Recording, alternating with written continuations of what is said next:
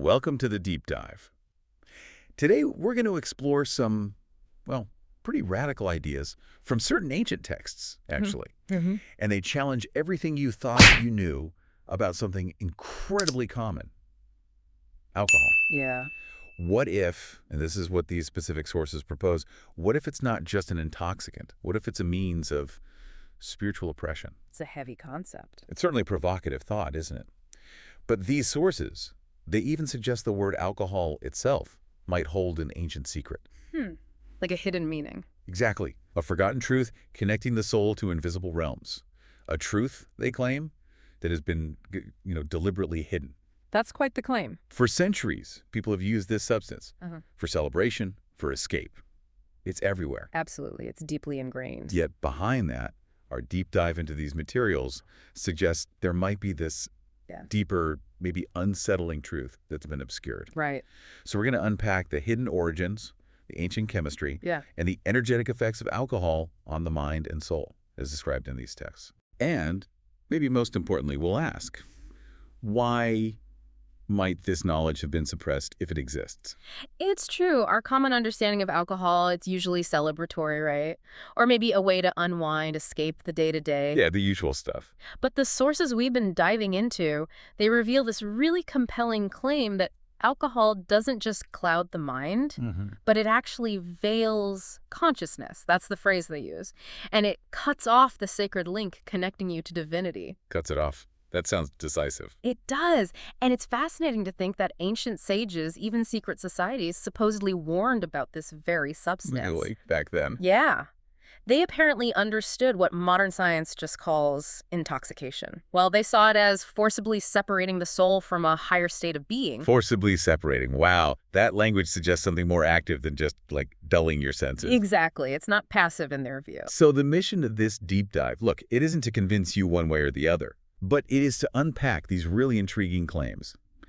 Is alcohol truly harmless, as most people believe? Or, as these sources suggest, is it really about the fight for consciousness control and your spiritual freedom? A fight for consciousness. Yeah. We're going to present their perspective, and you can decide what resonates. Let's get into it. Okay. So, given these pretty profound claims about veiling consciousness, the logical next step for us was to understand how. How exactly do these sources say alcohol impacts our energy field? Right, the mechanism. They introduce this really fascinating concept. Your consciousness, according to them, is like a luminous lock. A luminous lock. Interesting image. Yeah, imagine like a sophisticated energetic mechanism. And it allows direct access to higher dimensions, letting you receive divine guidance, wisdom, clarity. Okay, so it's a connection point. That's the idea. And what's fascinating here is the idea that when alcohol enters the body, this lock, it starts to tremble. It affects its stability. And you see this reflected in various traditions. Ancient esoteric traditions like yoga and Vedanta, they talk about an energy field around every living being. Right, I've heard of this. They call it pranam kosha. Basically, your vital energy sheath connecting the physical body to higher consciousness. Okay. Then Western mystical traditions might call it an aura, or aura. The aura, yeah. That energetic field. And Chinese medicine has qi energy, the life force. So different names, similar concept? Pretty much. And this field, according to all these traditions, acts as a kind of protective shield of our soul. A shield. Yeah, not just guarding us from external energies, but also helping us connect upwards to higher consciousness and maintain balance, mental, physical, spiritual balance. Got it. And these accounts, they detail that alcohol consumption specifically weakens this energy field. It causes cracks, is the word often used. Cracks in the shield. Exactly. And through these cracks, external energy can enter, making a person much more vulnerable to negative emotions, negative influences. Okay, that ties into something. Have you ever noticed, or maybe even experienced, those dramatic changes in behavior when someone's had too much to drink? Oh, sure. They might get overly sensitive or emotional or really aggressive, or lose their moral compass, kind of. Forget what they even did. Yeah, regrettable decisions often follow. Right, we've all seen it. But what if, as these sources propose, there's more to it than just psychology? What if there's a deep, mysterious element hidden behind it? Beyond just brain chemistry changes. Yeah. Well, this brings up a really important point about what these sources actually call soul disconnection. Soul disconnection, what does that mean? They suggest that the energy field, when weakened by alcohol, might temporarily separate from the person's soul. Separate. Yeah, making it easier for what they term external subtle beings to influence that person's body. Whoa. Okay, that's a lot. External being. That's a challenging concept. There's even this disturbing idea called walking, where the soul partially leaves, almost like stepping out of a car for a moment, and some other energy can temporarily enter this empty body. So like a temporary possession. Yeah. Is that what they mean? It sounds like that, doesn't it? Leading to those really out-of-character decisions, things someone would never normally do if they were fully home, so to speak. It's described as a kind of temporary spiritual influence in these texts. Okay, wow. With such profound claims about the energetic impact, it naturally leads to a bigger, maybe more unsettling question that started coming up from the sources, especially looking at historical patterns. Could these effects just be coincidental? Or is there, as they suggest, maybe a deep conspiracy at play? The control angle. Yeah, suggesting powerful forces have intentionally made alcohol so widespread, so socially acceptable. Well, if we connect that to the bigger picture, you do find some interesting historical examples mentioned in these texts. Like what? Plato, for instance. In the Republic, he allegedly wrote about controlling society through, quote, physical pleasures and intoxication. Control through pleasure. And then there's the Roman Emperor Julius Caesar. Apparently, he initially banned alcohol. Banned it. Yeah, but later reversed course and adopted a policy of free distribution. The reason given in these sources, to prevent people from questioning government decisions, keep them distracted, basically. Free booze to keep people quiet. Okay. These historical accounts, as presented, do suggest a kind of pattern. And this pattern, these sources argue, extends right into the modern era. How so? They claim big companies make alcohol fashionable. Think about advertising, sponsorships. Right, it's everywhere. Cool, sophisticated. Exactly. The entertainment industry constantly links it to pleasure, fun, connection. And governments allow it legally, profit from the taxes, while, and this is the interesting contrast they draw often, banning other consciousness-enhancing substances like Ayurvedic herbs. That's a really interesting point, the contrast between what's legal and what's not. So this historical context, it does raise that intriguing question, doesn't it? Is this push for alcohol just about commercial gain, making money? Or is there something else? Or is there, maybe, a deeper reason behind this historical pattern?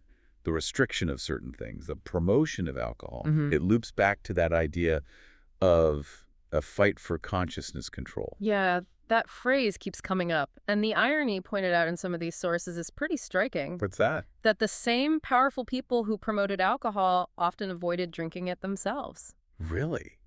That is interesting. If true, it does suggest, well, perhaps a knowing manipulation, like they claim. It certainly adds another layer to consider. Okay, so moving on to the specific spiritual warnings we found in the source material. It highlights something many spiritual seekers already sense. Keeping the mind pure is the key to going into the deep meditative state. Right, purity of mind is paramount in many traditions. And that perspective seems to directly clash with alcohol's supposed effects we've discussed. Indeed. And our sources, they actually list several prominent spiritual leaders who explicitly advised against intoxication. Oh, yeah. Oh. People like Buddha, Mahavir, Jesus Christ, Prophet Muhammad. Wow, that's a diverse list across different faiths. It is. And that consensus across major spiritual traditions is presented as pretty significant within these texts. It suggests a common understanding of its effects, at least from their perspective. Exactly. And these sources also get quite specific about how alcohol affects the body's energetic system according to their framework. Okay, like the chakras and things. Precisely. It's said to overactivate the Muladhara chakra, the root chakra. Which is about grounding, survival. Right. Overactivating it can potentially create an imbalance, maybe an excessive focus on the material or base instincts. Okay. At the same time, it reportedly disrupts the Ajna chakra, the third eye. The center of intuition. Yes, intuition, higher perception. So disrupting that, well, it hinders insight. Makes sense within that framework. And furthermore, it's said to weaken the Sushumna Nadi. That's the central energy channel along the spine. That's the one. Weakening it prevents Kundalini energy, that latent spiritual power believed to sit at the base of the spine, from rising upwards. Ah, so blocks the flow. That's the idea presented. And this, according to the sources, disrupts the divine energy between body and soul and fundamentally hinders the process of spiritual awakening. It sounds like, from this perspective, it really throws a wrench in the works energetically. A significant one, yes. So after exploring all these, frankly, quite powerful claims, what does this all mean for you, the listener? Do these sources imply you absolutely have to give up alcohol completely?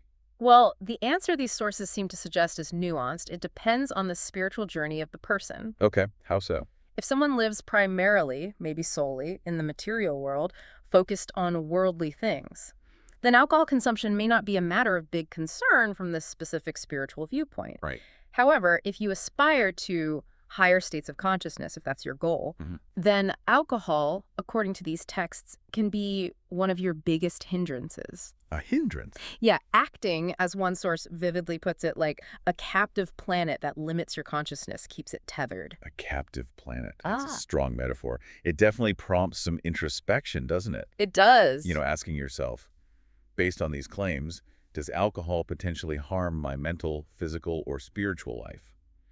Am I, perhaps, as these sources suggest, disrupting the potential expansion of my own consciousness without realizing it? Those are the questions they implicitly raise. In these materials, they advocate for exploring alternative paths to happiness, to consciousness expansion that don't involve this substance. Right. If alcohol hinders this kind of spiritual expansion, what are the alternatives suggested? Good question. Well, our sources strongly advocate for practices that cultivate consciousness internally. Makes sense, right? Yeah, building from within. So things like meditation, systematically quieting the mind, opening channels to inner wisdom, pranayama-specific breathwork techniques designed to directly enhance and direct your life force energy, your prana or chi. Breathwork, right. And also cultivating what they call natural happiness. Natural happiness, meaning A state of well-being that's self-generated.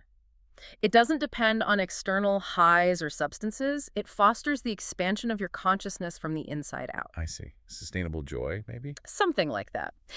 So, to kind of summarize the core message from these texts, the real effect of alcohol, they claim, isn't just about intoxication in the simple sense.